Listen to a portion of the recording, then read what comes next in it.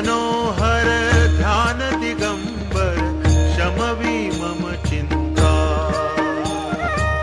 चरणी पादुका कटी मेखला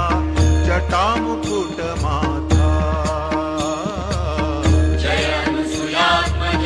श्री दत्तात्रेय आरती अवधूता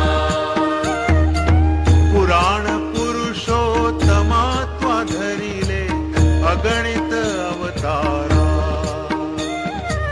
श्रीपाद श्रीवल्लभ नृसिंह सरस्वती दाता